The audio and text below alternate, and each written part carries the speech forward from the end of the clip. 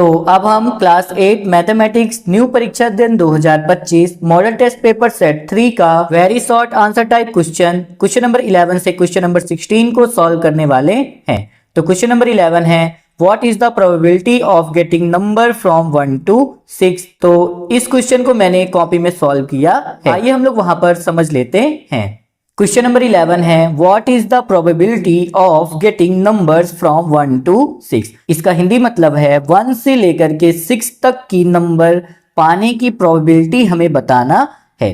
तो देखिए हम ऐसे मान लेते हैं जब हम लूडो खेलते हैं तो जो डाइस होता है उसमें क्या होता है 1 से लेकर के 6 तक के नंबर होते हैं। तो हमें 1 से लेकर के 6 तक के नंबर टोटल हमें दिए गए हैं, हमें इसकी क्या निकालनी है, प्रोबेबिलिटी फाइंड करनी है। तो आइए हम इसे क्या कर लेते हैं, सॉल्व कर लेते हैं। अब मैं आपको बता दूं प्रोबेबिलिटी पाने के लिए हमें नंबर ऑफ फेवरेबल आउटकम्स चाहिए होता है और नंबर ऑफ टोटल आउटकम्स चाहिए होता है। जैसे ही हम इनका डिवाइड कर देते हैं हमें प्रोबेबिलिटी पीई फाइंड हो जाती है। तो सबसे पहले हमने लिखा यहाँ पर टोटल आउटकम्स। तो हमारे पास टोटल कितने आउटकम्स हैं, हमारा 1 भी आ सकता है, 2 भी आ सकता है, 3 भी आ सकता है, 4 भी आ सकता है, 5 भी आ सकता है और 6 भी आ सकता है। तो हमने लिखा यहाँ पर टोटल आउटकम्स इक्वल 1 2 3 4 5 6। पर देखिए हमें यहाँ पर एनटीओ चाहिए, मतलब नंबर ऑफ टोटल आउटकम्स। मतलब ये जो टोटल आउटकम्स हैं इनको हमें गिन लेना है कि कितने आउटकम्स हो रहे हैं। तो हमने यहाँ पर लिखा NTO इक्वल, तो देखिए नंबर ऑफ टोटल आउटकम्स कितने हैं हमारे पास 1 2 3 4 5 6, मतलब 6 नंबर हमारे पास हैं जो कि हमारे टोटल आउटकम्स में हैं। तो हमने यहाँ पर इक्वल क्या लिख दिया, 6 को लिख दिया। अब हमने लिखा फेवरेबल आउटकम्स। तो फेवरेबल आउटकम्स का मतलब होता है जो आप पाना चाहते हैं। तो आप क्या पाना चाहते हैं, 1 से लेकर के 6 तक की नंबर को पाना चाहते हैं। तो फेवरेबल आउटकम्स में भी हमने लिखा इक्वल 1 2 3 4 5 6। लेकिन यहाँ पर देखिए हमें तो नंबर ऑफ फेवरेबल आउटकम चाहिए, मतलब इनको भी हमें गिन लेना है कि हमारे पास कितनी नंबर हैं। तो हमने लिखा n ब्रैकेट में FO, मतलब नंबर ऑफ फेवरेबल आउटकम्स। तो ये जो फेवरेबल आउटकम्स हैं इसे हम क्या कर लेंगे, गिन लेंगे और यहाँ पर लिख देंगे। तो 1 2 3 4 5 6 हमारे पास टोटल 6 नंबर्स हैं जो कि आ सकती हैं। तो हमने नंबर ऑफ फेवरेबल आउटकम्स में यहाँ पर इक्वल 6 लिख दिया, क्योंकि अब हमारे पास नंबर ऑफ टोटल आउटकम्स 6 आ चुका है और नंबर ऑफ फेवरेबल आउटकम्स क्या आ चुका है, 6 आ चुका है। तो अब हम लोग प्रोबेबिलिटी का फॉर्मूला लगा करके यहाँ पर प्रोबेबिलिटी को फाइंड कर लेंगे। तो हमने लिखा पीई का मतलब होता है प्रोबेबिलिटी ऑफ गेटिंग इवेंट। जो भी आप पाना चाहते हैं उसकी प्रोबेबिलिटी को हम क्या लिख सकते हैं, यहाँ पर पीई लिखते हैं। और पीई का फॉर्मूला होता है इक्वल NFO अपॉन NTO, मतलब number of favourable outcome upon number of total outcome. तो इस पी को हमने फिर से उतारा, इक्वल की साइन लगी थी, हमने इक्वल की साइन को लगा दिया। अब देखिए नंबर ऑफ फेवरेबल आउटकम हमारा कितना है, 6 है। तो हमने यहाँ पर लिखा 6, अपॉन लगा था, हमने भी अपॉन लगा दिया। नंबर ऑफ टोटल आउटकम्स कितना है हमारा 6 है, तो यहाँ पर भी हमने 6 को लिख दिया। अब जब हम इसे काटेंगे तो 6 1 जा 6 आ जाएगा। तो प्रोबेबिलिटी P इक्वल हमारा ये 1 यहाँ पर आ जाएगा। तो जो हमारा 1 से लेकर के 6 तक की नंबर पाने की जो प्रोबेबिलिटी है वो कितनी है, 1 है। तो हमने लिखा hence probability of getting numbers from 1 to 6 is 1। Question number 12 है एक्सप्रेस 3 की power 3 as the sum of consecutive odd numbers. हमें 3 की पावर 3 को एक्सप्रेस करने को कहा गया है कि जब हम क्या करें, कंसेक्यूटिव ऑड नंबर का सम करें तो हमें क्या मिलना चाहिए, 3 की पावर 3 मिलनी चाहिए। तो आइए हम इसे क्या कर लेते हैं, सॉल्व कर लेते हैं। सबसे पहले हमें इस 3 की पावर 3 को सॉल्व करना पड़ेगा कि हम इस 3 की पावर 3 को कहते क्या हैं। तो 3 की पावर 3 हमने यहाँ पर लिखा, इक्वल की साइन लगाई। अब 3 की पावर 3 है, इसका मतलब होता है 3 को हमें 3 टाइम लिखना है और उनका मल्टीप्लाई करना है। तो हमने यहाँ पर 3 को 3 टाइम लिख दिया। अब हम उसका मल्टीप्लाई कर लेते हैं। तो 3 3 जा 9, 9 3 जा हो जाता है हमारा 27, मतलब 3 की पावर 3 का मतलब होता है 27। अब हमें कंसेक्यूटिव ऑड नंबर्स को क्या करना है, सम करना है, जिससे क्या आ जाए 3 की पावर 3 आ जाए। तो 3 की पावर 3 का मतलब तो होता है 27, मतलब हमें ऐसी कंसेक्यूटिव ऑड नंबर्स लेनी है जिनको सम करने पर क्या आ जाए, 27 आ जाए। अब कंसेक्यूटिव ऑड नंबर्स का मतलब होता है ऐसी ऑड नंबर जो एक के बाद एक आती हैं। तो सबसे पहले तो हम ऑड नंबर ले लेते हैं जो कि हमारी क्या है, कंसेक्यूटिव होनी चाहिए, मतलब एक के बाद एक आनी चाहिए। तो 1 के बाद क्या आता है हमारा, 3 आता है। तो हमने लिखा 1 + 3, 3 के बाद हमारा कौन सा ऑड नंबर आता है, 5, 5 के बाद हमारा कौन सा ऑड नंबर आता है, 7, 7 के बाद हमारा कौन सा ऑड नंबर आता है, 9, 9 के बाद हमारा कौन सा ऑड नंबर आता है, 11, 11 के बाद हमारा कौन सा ऑड नंबर आता है, 13, 13 के बाद हमारा कौन सा ऑड नंबर आता है, 15, और इसी तरह ऑड नंबर आता जाएगा। अब हम देख लेते हैं यहाँ पर किन ऑड नंबर को प्लस करने पर हमारा क्या आता है, 27 आता है। तो देखिए 1 + 3 + 5 करेंगे तो 1 + 3 होता है 4, 4 में जब हम 5 को प्लस करेंगे तो आ जाता है हमारा 9। तो देखिए यहाँ पर इन कंसेक्यूटिव ऑड नंबर को सम करने पर हमारा 9 आता है, 27 नहीं आता है। अब हम इनको देख लेते हैं, 7 + 9 + 11। तो जब हमने 7 में 9 को प्लस किया तो आ गया हमारा 16, और जब हम 16 में 11 को प्लस करते हैं तो आ रहा है हमारा 27। तो देखिए एक के बाद एक आने वाली कंसेक्यूटिव ऑड नंबर जो कि 7 + 9 + 11 है, जिनका सम करने पर हमारा 27 आता है। तो हम यहाँ पर लिखेंगे 3 की पावर 3 का मतलब होता है 27, और हमें क्वेश्चन के हिसाब से बोला गया है कि हमें इसे कंसेक्यूटिव ऑड नंबर के सम के रूप में लिखना है। तो हमने लिखा 7 + 9 + 11। तो हमने यहाँ पर 7 + 9 + 11 को उतार दिया, आ गया हमारा आंसर। क्वेश्चन नंबर 13 है, an electric pole 14 metre high cast a shadow 10 meter, find the height of a tree that cast a shadow of 15 meter under similar condition। तो देखिए इसमें हमें दिया गया है कि an electric pole 14 metre high, एक इलेक्ट्रिक पोल है जो कि 14 मीटर क्या है, हाई है, ऊंचा है, और जब वो 14 मीटर हाई है तो उसकी शैडो भी बनती होगी, तो उसकी शैडो जो है वो 10 मीटर की बनती है। तो सेम कंडीशन में हमें क्या करना है, find the height of a tree, हमें एक ट्री की हाइट को फाइंड करना है, that cast a shadow of 15 metre. अगर उस पेड़ की शैडो कितना बनता है, 15 मीटर की बनती है, तो हमें उस पेड़ की हाइट को फाइंड करना है। तो देखिए ये क्वेश्चन है हमारा प्रपोर्शन का, और प्रपोर्शन में हमने 2 प्रपोर्शन पढ़े हैं, एक है हमारा डायरेक्ट प्रपोर्शन, एक है हमारा इनवर्स प्रपोर्शन। तो डायरेक्ट प्रपोर्शन कहता है कि अगर एक की वैल्यू बढ़ रही है तो दूसरे की भी वैल्यू क्या होनी चाहिए, बढ़नी चाहिए, और अगर एक की वैल्यू घट रही है तो दूसरे की भी वैल्यू क्या होनी चाहिए, घटनी चाहिए। तो आप ही बताइए, अगर हमारा जो पोल है वो 14 मीटर का है तो उसकी शैडो कितनी बन रही है, 10 बन रही है। अगर यही पोल हमारा 20 मीटर का हो जाए तो उसकी शैडो और बढ़ेगी, है ना। तो जैसे हम क्या करते हैं, पोल की हाइट को बढ़ाते हैं, उसकी जो शैडो होगी वो भी क्या हो जाएगी, हमारी बढ़ जाएगी। तो ये कौन सा केस है, हमारा डायरेक्ट प्रपोर्शन का केस है। तो इसमें हम लोग डायरेक्ट प्रपोर्शन का क्या लगाने वाले हैं, फॉर्मूला लगाने वाले। तो आइए हम इसे क्या कर लेते हैं, सॉल्व कर लेते हैं। यहाँ पर हमें 2 चीज दी गई है, एक तो हमें हाइट दी गई है और एक हमें क्या दिया गया है, उसकी शैडो दी गई है। और पहला डाटा हमें दिया गया है, दूसरे डाटा में से हमें एक डाटा नहीं दिया है, एक को हमें दिया गया।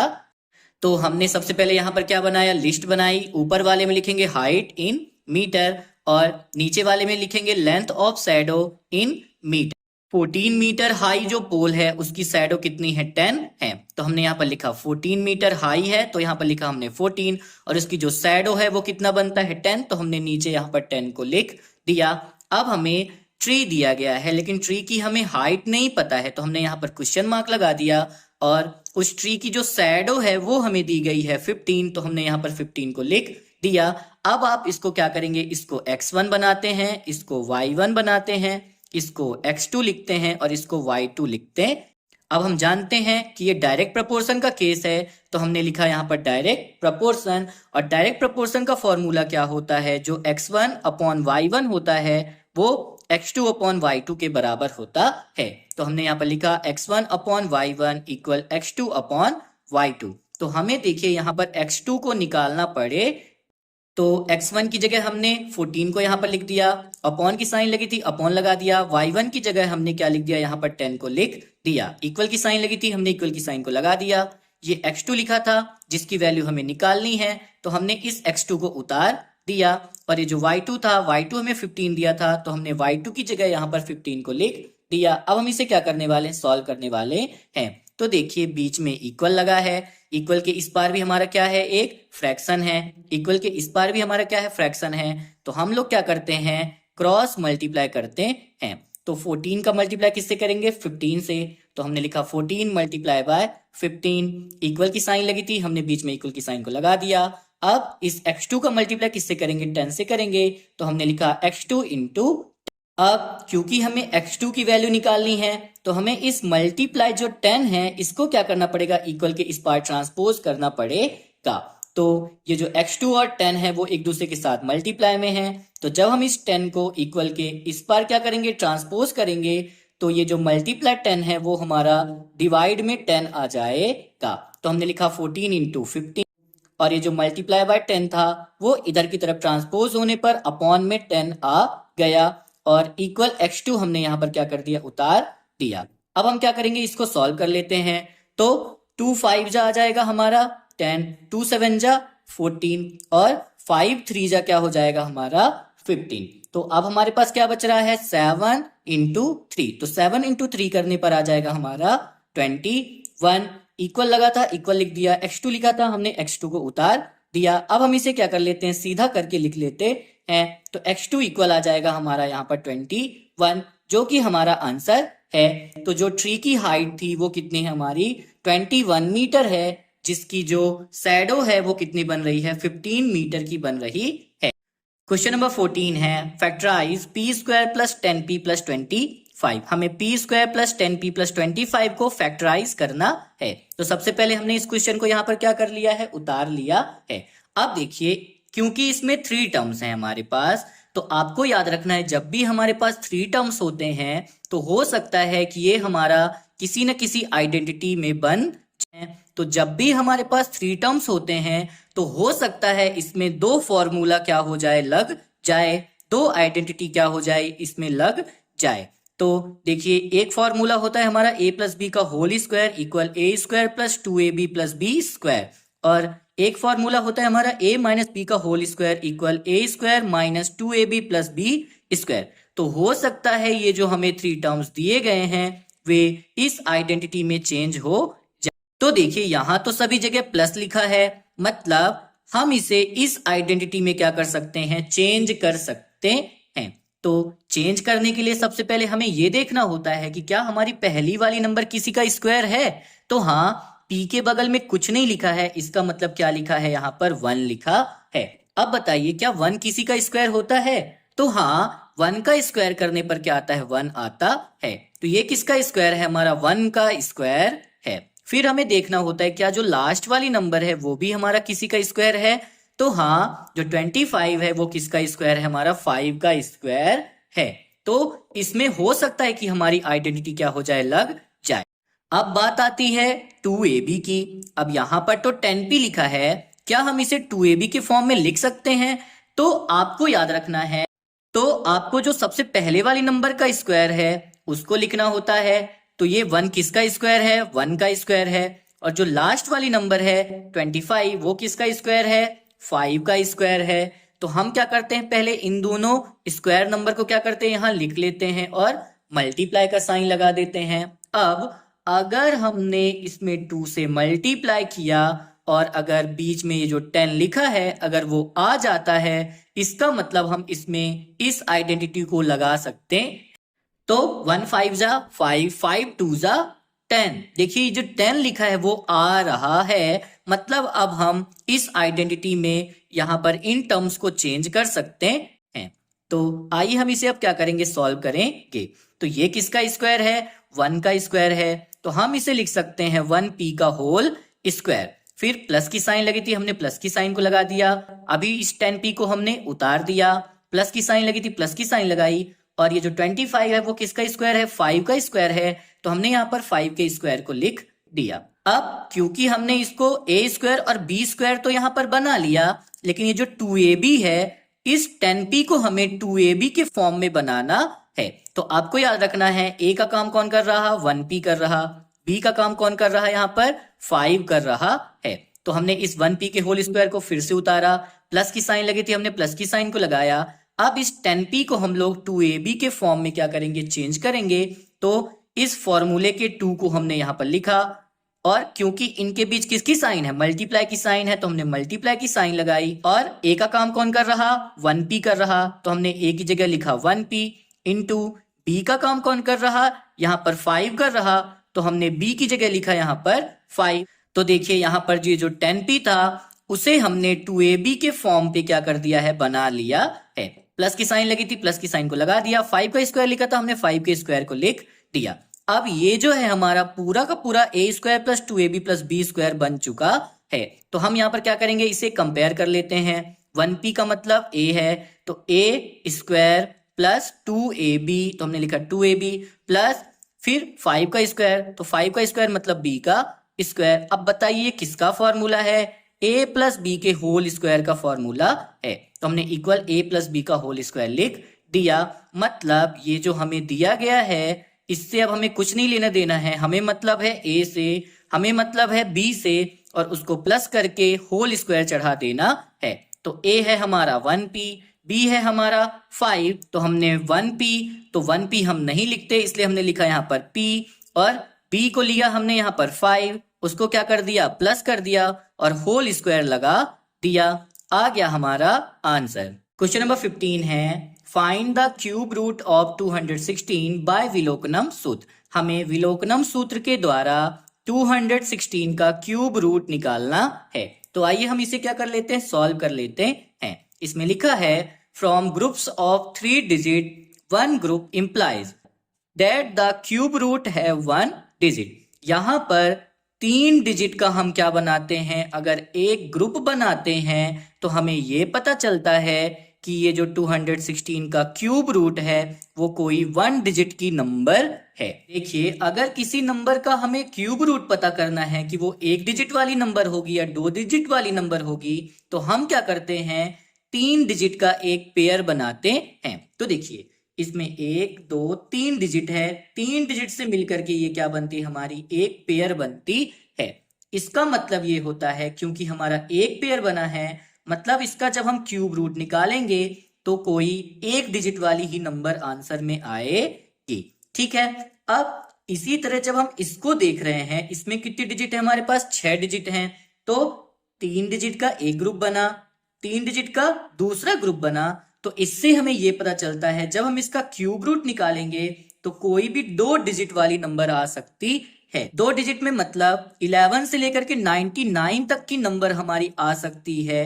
तो इसका क्यूब रूट जो होता है वो 11 से 99 के बीच हो सकता है। तो देखिए ये जो 216 था इसमें क्या है, 3 डिजिट है। 3 डिजिट का एक ग्रुप बनाने पर हमें ये पता चलता है कि जो 216 का क्यूब रूट है वो कोई एक डिजिट वाली नंबर है। अब आपको पता है एक डिजिट वाली नंबर के अंदर क्या आता है, 1 से लेकर के 9 तक का नंबर आता है। तो 1 का क्यूब करने पर तो 1 ही होता है, 2 का क्यूब करने पर 2 2 जा 4 2 जा 8 होता है, 3 का क्यूब करने पर 3 3 जा 9 3 जा 27 होता है, 4 का क्यूब करने पर 4 4 जा 16 16 4 जा कितना होता है 64 होता है, 5 5 जा 25 25 5 जा कितना होता है 125 होता है। अब आता है हमारा 6, तो 6 इंटू 6 इंटू 6 करने पर हमारा आता है 216। तो देखिए हमें पता चल गया है कि जो हमारा 216 है वो किसका क्यूब रूट होगा, 6 का क्यूब रूट होगा। इसमें लिखा है the 1 3 digit of cube number is 6। ये जो हमें 3 डिजिट की क्यूब नंबर दी गई है उसका जो वंस प्लेस है वो क्या है, हमारा 6 है। तो हमने वही लिखा यहाँ पर the 1 3 digit of cube number is 6। ये जो 3 डिजिट से बनी हुई क्यूब नंबर है उसके वंस के प्लेस पे क्या लिखा है, 6 लिखा है।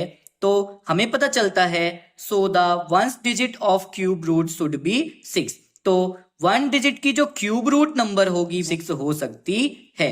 तो देयरफॉर 216 का जो क्यूब रूट होगा वो क्या होगा, 6 होगा। आ गया हमारा आंसर। क्वेश्चन नंबर 16 है draw a graph for the following. हमें क्या करना है, यहाँ पर टेबल दी गई है, इस टेबल के डाटा को देख करके हमें यहाँ पर ग्राफ बनाना है। तो हमें दिया गया है साइड ऑफ स्क्वायर मतलब हमें स्क्वायर की साइड्स दी गई हैं जो कि 2, 3, 3.5, 5 और 6 सेंटीमीटर हैं, और हमें उसी स्क्वायर का फिर पेरीमीटर भी दिया है। तो पेरीमीटर हमें कितना दिया है, 8, 12, 14, 20 और 24 दिया है। फिर हमसे पूछा है is it a linear graph, क्या ये लीनियर ग्राफ है। तो हम ग्राफ पहले बनाएंगे, अगर इसमें हम लाइन का यूज करेंगे तो हम इसमें बता देंगे कि हाँ ये लीनियर ग्राफ है। तो देखिए जो ग्राफ होता है उसमें एक होता है हमारा एक्स एक्सिस और एक होता है हमारा वाई एक्सिस। जो हमारी यहाँ पर हॉरिजेंटल लाइन होती है उसको कहते हैं हम लोग एक्स एक्सिस, और जो हमारी वर्टिकल लाइन होती है उसको बोलते हैं हम लोग वाई एक्सिस। तो आपको याद रखना है ये जो ऊपर वाला डाटा होता है वो एक्स एक्सिस का होता है, और ये जो नीचे वाला डाटा होता है वो किसका होता है, वाई एक्सिस का होता है। तो इस एक्स एक्सिस में हमें 2, 3, 3.5 और 5 और इस 6 को क्या करना है, यहां पर रिप्रेजेंट करना है। फिर वाई एक्सिस में हमें 8, 12, 14, 20 और 24 को यहां पर क्या करना है, रिप्रेजेंट करना है। तो देखिए हमने क्या किया, सबसे पहले तो आपको ग्राफ पेज ले लेना है, फिर आपको एक एक्स एक्सिस और एक वाई एक्सिस लाइन क्या कर देना है, खींच लेना है। तो सबसे पहले हमने लिखनी होती है स्केल, कि हमने यहाँ पर जो डाटा को कैसे रिप्रेजेंट किया है। तो आप देखिए यहाँ पर यहां से यहां तक होता है हमारा 1 सेंटीमीटर और यहां से यहां तक हो जाएगा हमारा 2 सेंटीमीटर। तो हम 2 सेंटीमीटर का गैप लेने पर उसको क्या बना रहे हैं, 1 सेंटीमीटर बना रहे हैं। फिर से हमने 2 सेंटीमीटर का गैप लिया और 1 के बाद हमने यहाँ पर क्या लिख दिया, 2 सेंटीमीटर लिख दिया। फिर हमने यहाँ पर 2 सेंटीमीटर का गैप लिया, फिर यहाँ पर 3 सेंटीमीटर लिख लिया। तो देखिए हम 2-2 सेंटीमीटर के गैप में हम 1-1 सेंटीमीटर को क्या करते जा रहे हैं, बढ़ाते जा रहे हैं। तो हमने यहाँ पर स्केल लिखा एक्स एक्सिस के लिए कि जो 2 सेंटीमीटर है वो हमारे लिए 1 सेंटीमीटर के बराबर है। फिर वाई एक्सिस के लिए हमने क्या लिया, यहां पर भी देखिए यहां से यहां तक होता है 1 सेंटीमीटर और यहां से यहां होता है 2 सेंटीमीटर। तो 2 सेंटीमीटर में हमने कितना लिया, 4 लिया। फिर जब हम 2 सेंटीमीटर ऊपर की तरफ गए तो हमने कितना लिखा, यहां पर 8 लिखा।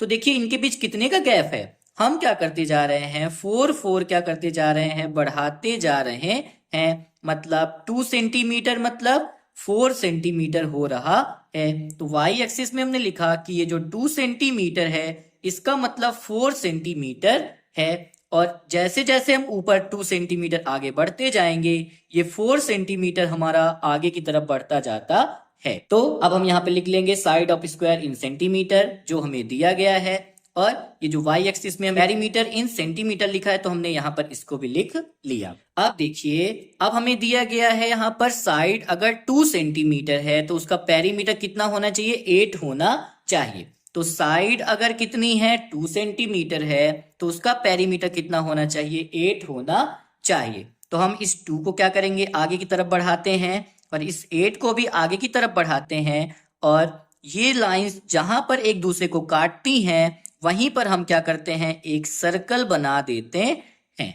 तो आपको ये लाइन नहीं बनानी है, बस आपको अंदाजा करके आपको समझना है कि हमारा यहीं पर आकर के ये दोनों क्या हो रहे हैं, मिल रहे हैं। तो एक तो हमने बना लिया यहाँ पर सर्कल। फिर आगे देखते हैं, अगर हमारा साइड 3 है तो पेरीमीटर कितना होगा, 12 होगा। तो अगर हमारी साइड क्या है, 3 है तो पेरीमीटर कितना होगा हमारा, 12 होगा। तो आपको देखते जाना है, इसको भी क्या करना है, सीधे सीधे बढ़ाते जाना है, इसको भी आपको यहां पर सीधे सीधे क्या करना है, बढ़ाते जाना है। फिर जहां पर ही ये दोनों लाइन एक दूसरे को मिलेंगी वहीं पर हमें क्या करना है, एक सर्कल लगा देना है। फिर देखिए अगर 3.5 है, 3.5 का मतलब ना तो 3 ना तो 4, 3 और 4 के बीच में। तो अगर 3.5 हमारा क्या है, साइड है, तो जो उसका पेरीमीटर है वो कितना हमें दिया गया है, 14 दिया गया है। तो 14 कहां पर होगा, ना तो 12 में ना तो 16 में। 16 और 12 के बीच में यहां पर क्या है, हमारा 14 है। तो अब हम इसको भी क्या करेंगे, आगे की तरफ लाइन को बढ़ाएंगे और यहाँ के भी इस लाइन को आगे की तरफ बढ़ाते हैं। जहां पर ही हमारी ये लाइन मिल रही होती है वहीं पर हम क्या लगा देते हैं, एक सर्कल लगा देते हैं। अब अगर हमारी साइड 5 है तो पेरीमीटर कितना है, 20 है। तो 5 हमारा ये रहा। अगर साइड हमारी 5 है तो पेरीमीटर हमारा कितना है, 20 है। तो इसको भी जब हम क्या करते हैं सीधे सीधे बढ़ाते हैं आगे की तरफ, और इसको भी जब हम सीधे सीधे आगे की तरफ बढ़ाते हैं तो ये लाइन और ये लाइन एक दूसरे को यहां पर काटती है, तो हम यहां पर एक क्या लगा देते हैं सर्कल और बीच में डॉट रख देते हैं। फिर देखिए अगर हमारी साइड 6 है तो पेरीमीटर कितना है 24 है। तो अगर हमारा क्या है साइड 6 है तो पेरीमीटर हमारा कितना है 24 है। तो अब हम इसको भी क्या करेंगे आगे की तरफ ऐसे बढ़ाएंगे। आपको ये बनाना नहीं है, बस आपको अपने आंख से इसको देखना है। और इसको भी हम क्या करेंगे आगे की तरफ बढ़ा रहे हैं। तो ये लाइन और ये लाइन एक दूसरे को जहां पर काटेगी वहां पर हम एक सर्कल और बीच में एक डॉट लगा देंगे। फिर क्या करेंगे, देखिए हमारा टेबल हमारा कंप्लीट हो चुका है। अब हम इन सर्कल को क्या करेंगे स्केल की मदद से यहां पर हम सीधी लाइन क्या कर देंगे खींच देंगे। फिर अब आप बताइए क्या ये लीनियर हमारा ग्राफ है या नहीं। तो हाँ, ये हमारा कैसा ग्राफ है, लीनियर ग्राफ है। तो हमने यहाँ पर ग्राफ भी बना दिया और हमने यहाँ पर आंसर दिया, yes it is a linear graph.